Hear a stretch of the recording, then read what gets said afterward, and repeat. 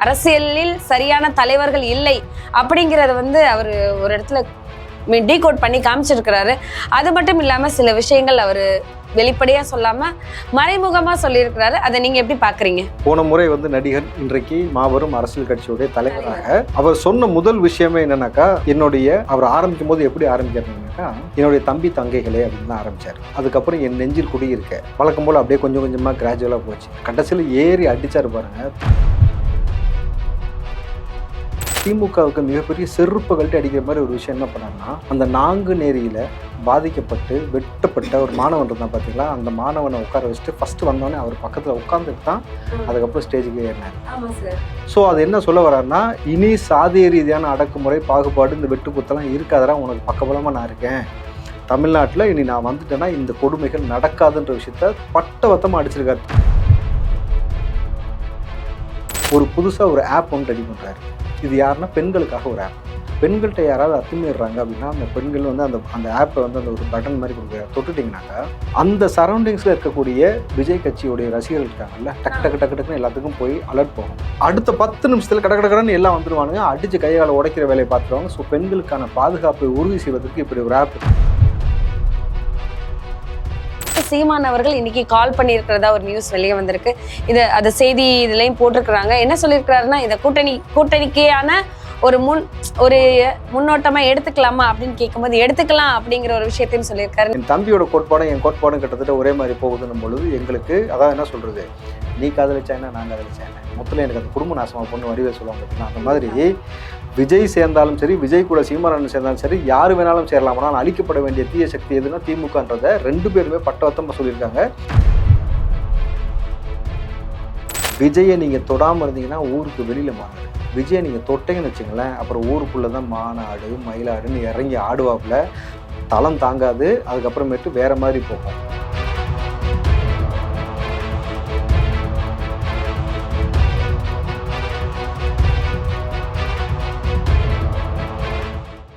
வணக்கம் சார். வணக்கம்மா. சார், நீங்க வந்தாலே பூகம்பம் தான்.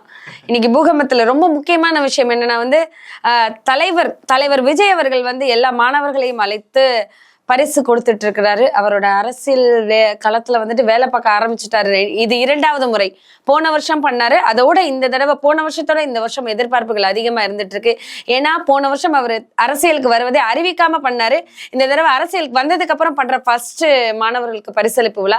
அதுல ஒரு விஷயம் சொல்லியிருக்கிறாரு, அரசியலில் சரியான தலைவர்கள் இல்லை அப்படிங்கறத அவர் ஒரு இடத்துல டீகோட் பண்ணி காமிச்சிருக்கிறாரு. அது மட்டும் இல்லாம சில விஷயங்கள் அவர் வெளிப்படையா சொல்லாம மறைமுகமா சொல்லியிருக்கிறாரு. அதை நீங்க எப்படி பாக்குறீங்க? போன முறை நடிகர் இன்றைக்கு மாபெரும் அரசியல் கட்சியுடைய தலைவராக அவர் சொன்ன முதல் விஷயமே என்னன்னாக்கா, அவர் ஆரம்பிக்கும் போது எப்படி ஆரம்பிக்கிறாருனாக்கா, என்னுடைய தம்பி தங்கைகளே அப்படின்னு தான் ஆரம்பிச்சார். அதுக்கப்புறம் என் நெஞ்சில் குடியிருக்க வழக்கம் போல் அப்படியே கொஞ்சம் கொஞ்சமா கிராஜுவலா போச்சு. கடைசியில் ஏறி அடிச்சாரு பாருங்க. தமிழ்நாட்டில் இந்த மதுவோடைய பழக்கமாக இருக்கட்டும், தமிழ்நாட்டில் போதைப் பொருளுடைய பழக்கத்தை தமிழ்நாடு அரசாங்கம் தடுக்கவே இல்லை. பட் இதை குறித்து பேச வேண்டிய இடம் இது இல்லை அப்படின்னு சொல்லிட்டு போனார். அப்படின்னா என்ன அர்த்தம்? இதை குறித்து நான் இங்கே பேச மாட்டேன், என் மாநாட்டில் பேசுகிறேன், அவனே உனக்கு வச்சிருக்கேன்டா செக்குன்றத பாயிண்ட் அடிச்சார் நெத்தி போட்டில். 2வது விஷயம் அவர் சொன்ன விஷயம் என்னன்னாக்கா, இன்றைக்கு 18 வயசான ஓட்டு போடக்கூடிய நீங்கள் தான் நாளைக்கு இளம் தலைமுறை பிள்ளைகள் வாக்காளர்கள் தான் நாளைக்கு அரசியலுக்குள்ளே வரணும். ஏன்னா திமுகனால என்னது, ரவுடிசம்னு ஒரு பேர் இருக்குது. அதே மாதிரி இன்னொரு கட்சி கூட இருக்குது, பெரும் ரவுடி பையா பொறுக்கி பையா கட்சியில் சேர்த்தாங்க. அப்போது எவன்லாம் உள்ளே இருக்கணுமோ அவன்லாம் அரசியலுக்குள்ளே வந்திருக்கான். அரசியலுக்குள்ளே இருக்க வேண்டிய நீங்கள் அரசியலை விட்டு வெளியில் இருக்கிறீங்க. ஸோ யங்ஸ்டர்ஸ், மாணவ பிள்ளைகள், நீங்கள் ஒவ்வொரு துறையை தேர்ந்தெடுப்பது போல், டாக்டர், இன்ஜினியர் போல் அரசியலும் சூஸ் பண்ணுங்கள் வாங்க அப்படின்னு சொல்லியிருக்காரு. இதை தாண்டி திமுகவுக்கு மிகப்பெரிய செருப்புகள்ட்டு அடிக்கிற மாதிரி ஒரு விஷயம் என்ன பண்ணார்னா, அந்த நாங்குநேரியில பாதிக்கப்பட்டு வெட்டப்பட்ட ஒரு மாணவன் இருந்தான் பார்த்தீங்களா, அந்த மாணவனை உட்கார வச்சுட்டு ஃபர்ஸ்ட் வந்தோடனே அவர் பக்கத்தில் உட்காந்துட்டு தான் அதுக்கப்புறம் ஸ்டேஜுக்கு ஏறினார். ஸோ அது என்ன சொல்ல வர்றாருன்னா, இனி சாதிய ரீதியான அடக்குமுறை பாகுபாடு இந்த வெட்டு குத்தெல்லாம் இருக்காதரா, உனக்கு பக்கபலமாக நான் இருக்கேன், தமிழ்நாட்டில் இனி நான் வந்துட்டேன்னா இந்த கொடுமைகள் நடக்காதுன்ற விஷயத்த பட்டவத்தமாக அடிச்சிருக்காரு. வெளிப்படையா அடிச்சிருக்காரு. திமுகவுக்கு சவுக்கடி சாவு மணி அடிச்சிருக்காரு. அது பற்றி தான் நான் பார்க்குறேன். 2வது ரிவீல் பண்ணுறேன் உங்களுக்கு. விஜய் அவர்களுடைய அரசியல் கட்சியில் அவர் எடுக்கக்கூடிய முன்னெடுப்பு, அவர் மாநாட்டில் அனௌன்ஸ் பண்ண போகிற விஷயம், ஒரு 2 விஷயம் மட்டும் நான் சொல்கிறேன் இப்போ, சரிங்களா? எக்ஸ்க்ளூசிவாக சொல்லுவோம். விஜய் அவர்கள் இந்த சாதிய பாகுபாடு இந்த மாணவர்களுக்குள்ள வெட்டுறது, ஆசிரியர்களை வந்து மாணவர்கள்ட்ட அத்துமீறது, மாணவர்களை ஆசிரியர் அத்துமீறது, குறிப்பாக நீங்கள் பார்த்தீங்கன்னா திடீர்னு ஒரு ஸ்கூலில் ஒரு பொம்பளை பிள்ளை செத்து போச்சுன்றான், திடீர்னு செப்டி டேங்கில் விழுந்துச்சுன்றாங்க. அப்போ இதை எல்லாத்தையும் சரி செய்வதற்கு விஜய் என்ன முன்னெடுப்பு எடுக்கிறாருனாக்கா, அவர் நாளைக்கு வந்து எதிர்க்கட்சி தலைவராக வந்த உடனே, நாளைக்கு எதிர்க்கட்சி தலைவர் 2026 2031 சிஎம் கண்டிப்பா அவருடைய முன்னெடுப்பு என்னவா இருக்குனாக்கா, அவருடைய பிளான் சொல்றேங்க இல்லைங்க, எல்லா கிளாஸ் ரூம்லயும் பிரைவேட்டா இருந்தாலும் சரி கவர்மெண்ட் இருந்தாலும் சரி சிசிடிவி ஃபிட் பண்றாரு. ஃபிட் பண்ணிட்டு அந்த ஐபி ஐடியை பெற்றோர்கிட்ட கொடுத்துட்றாரு. ஸோ நேரடியாக உட்கார்ந்த இடத்துல தன் பிள்ளைகள் ஸ்கூலில் ஒழுங்காக படிக்குதா படிக்கலையா, மாணவர்கள் வந்து எப்படி ஆசிரியர் நடந்துக்கிறாங்க, ஆசிரியர் எப்படி மாணவர்கள் நடந்துக்கிறாங்க, இதை தாண்டி அவர்களுக்குடைய அவங்க மாணவர்களுக்குள்ள இருக்கக்கூடிய தனித்திறமைன்னு இருக்குல்ல, பேரண்ட்ஸ்க்கு தெரியாது. ஸ்கூலில் இருக்கும்போது இந்த ஆக்டிவிட்டிஸ் பண்ணும்போது தான் நமக்கு தெரியும், அவன் பேசுவானா, கவிதை எழுதுவானா, ஆடுவானா, விளையாடுவானான்ற எல்லா விஷயமும். இதை எல்லாத்தையும் பெற்றோர் கண்காணிக்கக்கூடிய வகையிலையும், பெற்றோர் பார்த்து தன் பிள்ளைகளுக்கு ஒரு பக்கபலமாக நிற்கிற வகையிலையும் இந்த சாதி ரீதியான பாகுபாடை உடைப்பதற்கான முதல் முன்னெடுப்பு அது. ரெண்டாவது ஒரு விஷயம் செய்கிறாரு, ஒரு புதுசாக ஒரு ஆப் ஒன்று ரெடி பண்ணுறாரு. இது யாருன்னா பெண்களுக்காக ஒரு ஆப். இது வரைக்கும் எத்தனையோ ஆப் இருந்துருக்கலாம், பெண்களுக்காக இவர் கொண்டு வரக்கூடிய ஆப்பை நாளைக்கு டவுன்லோட் பண்ணி பெண்கள் வச்சுக்கிட்டு பெண்கள்கிட்ட யாராவது அத்துமீறாங்க அப்படின்னா அந்த பெண்கள் வந்து அந்த ஆப்பை வந்து அந்த ஒரு பட்டன் மாதிரி கொடுக்குற தொட்டுட்டிங்கனாக்கா அந்த சரௌண்டிங்ஸில் இருக்கக்கூடிய விஜய் கட்சியோடைய ரசிகர்கள் இருக்காங்கல்ல, டக்கு டக்கு டக்கு டக்குன்னு எல்லாத்துக்கும் போய் அலர்ட் போகும். அலர்ட் போன உடனே அடுத்த 5 நிமிஷத்துக்குள்ள, நல்லா கேட்டுங்க, தெருவுக்கு 10 பேர் விஜய் ரசிகர் இருக்கான், அடுத்த 10 நிமிஷத்துல அங்க இருப்பானுங்க. எவன் வந்து நீங்க ஆல்ரெடி சொல்லிருக்கீங்க எல்லா கட்சிகள்லயும் விஜய் ரசிகர்கள் இருப்பாங்க அப்படிங்கிற ஒரு விஷயத்த சொல்லிருக்கீங்க.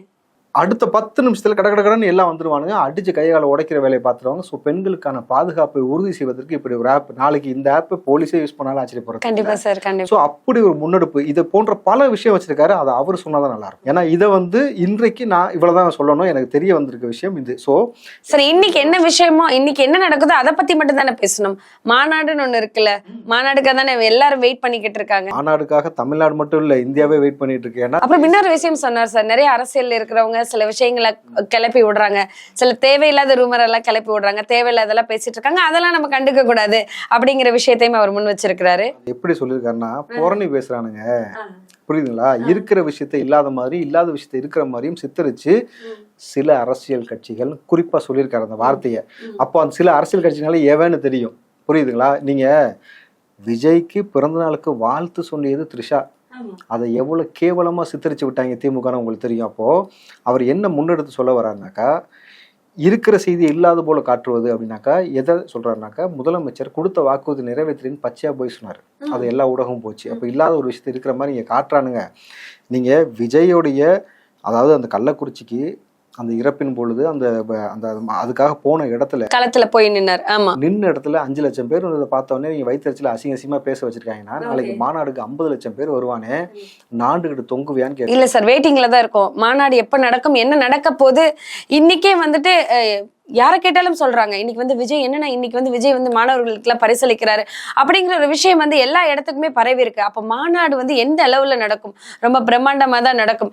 ஏன்னா அவரே குறிப்பா அவர் கை வச்சிருக்கிறது யாருன்னா மாணவர்கள் கூட்டங்கிறது ரொம்ப பெருசு. மாணவர் இந்த இடத்துலதான் இருப்பான்னு இல்ல, உலகம் ஃபுல்லா மாணவர்கள் இருப்பாங்க. சோ எதிர்பார்க்கப்படுகிறது இந்த மாநாடு. என்ன ஒரு விஷயம்னா பாருங்க, அவரு பேரண்ட்ஸ் அவங்க வந்து இந்த ஸ்டூடெண்ட்ஸோட இன்ட்ராக்ட் பண்ணிட்டு இருக்கும்போது ஒரு பேரண்ட் எந்திரிச்சு கை தட்டி சந்தோஷமா குதிச்சாரு. அவருக்கு கிட்டத்தட்ட 60 வயசு இருக்கும். இந்த 6ல இருந்து 60 வயசு வரைக்கும் எல்லா நபரையும் வசீகரமா தன் வசப்படுத்தி வச்சிருக்கிறது எம்ஜிஆருக்கு பிறகு ஒரு தலைவன் நடந்துச்சுன்னா அது விஜய்க்கு தான். ஸோ இப்படி ஒரு முன்னெடுப்பு. ஆனால் விஜய்க்கு அரசியலுக்குள்ள வந்த பிறகு மிகப்பெரிய நெருக்கடியை கொடுக்கக்கூடிய வேலையை திமுக செய்வதற்கான விஷயத்தை தொடங்கிட்டாங்க ஏற்கனவே. ஆனால் நான் திரும்ப அவங்களுக்கு எச்சரிக்கை விடுக்கிறேன், விஜயை நீங்கள் தொடாமல் இருந்தீங்கன்னா ஊருக்கு வெளியில் மாநாடு, விஜயை நீங்கள் தொட்டீங்கன்னு வச்சுங்களேன், அப்புறம் ஊருக்குள்ளே தான் மாநாடு மயிலாடுன்னு இறங்கி ஆடுவாப்புல, தளம் தாங்காது, அதுக்கப்புறமேட்டு வேற மாதிரி போகும். இன்னும் குறிப்பாக இன்னொரு விஷயம், இந்த த்ரிஷாவை குறித்து இவர்கள் பேசக்கூடிய வார்த்தை இருக்குல்ல, பொம்பளை வச்சு மட்டும்தான் இவனுங்க இந்த மாதிரியான வேலையை பார்ப்பாங்கன்னா, உன் வீட்டில் இவனுங்களை வீட்டில் பொம்பளைங்களோட குடும்பம் நடத்துறாங்களா பணத்தோட குடும்பம் நடத்துறாங்கன்னு தெரியல. அவ்வளோ இழிவாக ஒரு பெண்ணை பற்றி பேசுறீங்கன்னாக்கா பேசாமல் த்ரிஷா காலிலே போய் விழுந்துக்கிறாங்க. பொழப்புக்கு வழி இல்லைன்னா அவங்க வீட்டில் கக்கூஸ் கொள்கிற வேலை, இல்லை கார் துடிக்கிற வேலை நிறையா இருக்கும், அதை வாங்கி வச்சுட்டு கௌரவமாக சம்பாதிச்சுட்டு போங்க. விஜய் எடுக்கக்கூடிய முன்னெடுப்பை பார்த்து உங்களுக்கு வயிறு எரிஞ்சு சாகுறீங்கன்னு வச்சுங்களேன், செத்துரு பேசாமல். அதை விட்டுட்டு ஒரு தலைவனாக எப்படி மாணவர்களுக்கு மத்தியில் சில விஷயத்தை விதைக்கணுன்றதை ரொம்ப அழகாக விதைச்சிருக்காரு. இன்றைக்கி வந்து நீங்கள் அரசியலை தேர்ந்தெடுங்க, செய்திகளை படிங்க, எது உண்மை எது பொய்ன்னு தெரிஞ்சுக்கங்க. நாளைக்கு நீங்கள் தான் ஒரு மிகச்சிறந்த தலைவனை உருவாக்கணும். உங்களுக்கு பக்கபலமாக நான் இருக்கிறேன். குறிப்பாக சாதி ரீதியான அடக்குமுறைக்கு நான் துணையா நிற்பேன். அந்த மாதிரி சார் அதுல நீங்க சொன்னீங்களே சார், அதுல ஒரு பாயிண்ட், அந்த நாங்குநேரி பையனை ஸ்டேஜ்ல உட்கார வச்சது, அது எல்லாருக்குமே அந்த விஷயத்த கண்டுக்காத இருந்தவங்களுக்கும் சரி, அந்த விஷயத்த வந்துட்டு இலக்காரமா பார்த்தவங்களுக்கு நிறைய பேர் கண்டுக்கல. அந்த விஷயம் அன்றைக்கு அந்த ஒரு வாரம் மட்டும்தான் தலைப்புச் செய்திகளாக எல்லா மெயின் ஸ்ட்ரீம் மீடியாலையும் போச்சு. அதுக்கப்புறம் அது என்னாச்சு, அந்த பையன் உயிரோட இருக்கானா இல்லையா என்னன்னு தெரியல. ஆனா அந்த பையன் உயிரோட தான் இருக்கா அப்படிங்கிற அந்த ஸ்டேஜ்ல கொண்டு வந்து உட்கார வச்சாருல, அது தாண்டி உனக்கு பலமா நான் இருக்கேன்டான்னு சொல்றாரு. இது யாருக்குன்னா அவருக்கு மட்டும் இல்ல, திமுகவுக்கு சேர்த்து சொல்ற பாடம். இனி இது போன்ற விஷயம் நடந்துச்சுன்னா உங்களுக்கான அடி வேற மாதிரி இருக்கும்ன்றத அவர் முன்னெடுக்கிறாரு. ரொம்ப அழகா கொண்டு போறாரு. ஒவ்வொரு விஷயத்தையும் ஆரம்பிக்கும் போது எப்படி ஆரம்பிக்கிறாரு, என் தம்பி தங்கைகளே, அதுக்கப்புறம் என் நெஞ்சில் குடியிருக்கும், அதுக்கப்புறம் ஒவ்வொரு ஸ்டெப்பா வந்து திமுக ஏறி பொதுவாக சாணியில் அடிப்பாங்க, ஆனால் செருப்பு முக்கி அடிக்குதுன்னு ஒன்று இருக்குல்ல, அந்த அடி தான் நீங்க அடிச்சிருக்காப்புல. எக்ஸலண்டா இருக்கு எனக்கு பாக்குறதுக்கு. சார் இப்போ வந்து என்னதான் விஜய் அவர்கள் அரசியல் வந்துட்டு அப்படின்னு வந்தாலும் அதிகமா விஜய் அவர்கள் சீமான் அவர்களோட தான், சீமான் அண்ணன் சீமானோட தான் இணைச்சு பேசிட்டு இருந்தாங்க. கூட்டணிக்கு வர போறாங்க, 2 பேரோட ரகசிய சந்திப்பு நடந்துச்சு, இதெல்லாம் உங்களுக்கு தெரியாது, 2 பேரும் மாத்தி மாத்தி பேசிக்கிறாங்க, இது வந்து ஃபியூச்சர்ல வந்து விஜய் ஃபுல் அண்ட் ஃபுல் வந்து சீமானுக்கு தான் சப்போர்ட் பண்ணுவாரு அப்படிங்கிற பேச்செல்லாம் போயிட்டே இருந்துச்சு. மாத்தி மாத்தி பேசினாங்க. விஜய் சேர்ந்தா நல்லதுங்கிறாங்க, 10 பேர் சேரல நல்லதுங்கிறாங்க, சீமானுக்கு நல்லதுங்களா இல்லைங்கிறாங்க. ஆனா வந்து சீமான் அவர்கள் இன்னைக்கு கால் பண்ணியிருக்கிறதா ஒரு நியூஸ் வெளியே வந்திருக்கு. அது செய்தி இதுலயும் போட்டிருக்கிறாங்க. என்ன சொல்லியிருக்கிறாருன்னா, இதை கூட்டணிக்கான ஒரு முன்னோட்டமா எடுத்துக்கலாமா அப்படின்னு கேட்கும்போது எடுத்துக்கலாம் அப்படிங்கிற ஒரு விஷயத்தையும் சொல்லியிருக்காரு. நீங்க அதை எப்படி பாக்குறீங்க? நான் எந்த கோட்பாடை பேசினேனோ அந்த கோட்பாடை என் தம்பி பேசுகிறான். தம்பி எடுத்த முன்னெடுப்பு இளைஞர்கள் அரசியலுக்கு வாருங்கள்னு அவர் சொல்லக்கூடிய விஷயமா இருக்கட்டும், இன்றைக்கு தலைவர்கள் பற்றாக்குறை இருக்குன்னு சொல்ற விஷயமா இருக்கட்டும், இதை வந்து அழகாக தம்பி முன்னெடுத்து கொண்டு போறாரு. அப்படின்னும் பொழுது நான் அவருக்கு வாழ்த்து சொல்றேன். அவருக்கு பக்கபலமா நிக்கிறேன்னு சொல்லும் பொழுது, அப்ப இதை கூட்டணிக்கான முன்னோட்டமா எடுத்துக்கலாமானா எடுத்துக்கங்கன்ட்டாரு.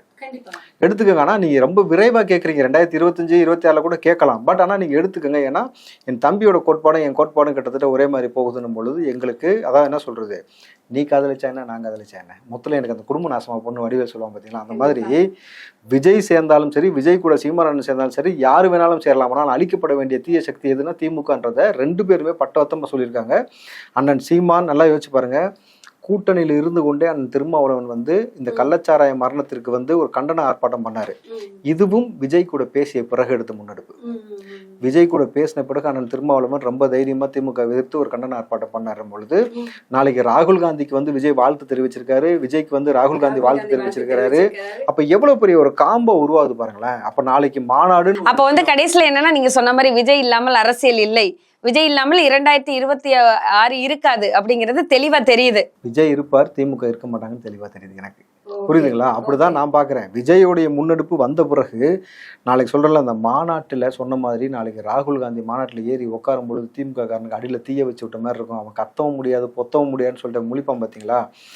இந்த ஒரு மாற்றத்தை தான் எதிர்பார்க்கறாங்க. ஒரு நல்ல தலைவர் வந்தா எப்படி இருக்கணும், எப்படியெல்லாம் வந்து நம்ம செயல்படணும்ன்ற விஷயத்த ரொம்ப கிளியர் கட்டா யோசிச்சு வெல் பிளான்டா ஸ்டெப் பை ஸ்டெப்பா மூவ் பண்ணிட்டு வராரு. ஸோ இந்த காம்போ ஒர்க் அவுட் ஆகும்போது எப்படி இருக்கும் பாருங்க, ஓவராலா தமிழ்நாட்டு மக்களுக்கு ரொம்ப நல்லதுன்றக்கூடிய நல்ல வாய்ப்பு இருக்கு. இதுக்கப்புறம் விஜய் அவர்கள் என்ன பண்றாரு, அண்ணன் சீமான் சொன்ன மாதிரி வேற ஏதாவது விஷயங்கள் நடக்குது அப்படின்னு காத்திருந்து பார்க்கலாம். தொடர்ந்து பேசலாம். நன்றி சார். மாநாடு மிக விரைவில் அனௌன்ஸ் பண்ணப்படும். அன்னைக்கு கொடி அனௌன்ஸ் பண்றாரு, அதுக்கப்புறம் கோட்டை ரெடி பண்றாரு. மிக பிரம்மாண்டமான ஒரு பெரிய தளத்தை அமைப்பதற்கான ஒரு கூட்டு முயற்சி நடக்குது. இதை வந்து நீங்கள் பொறுத்திருந்து பார்ப்போம். நன்றிமா. நன்றி சார்.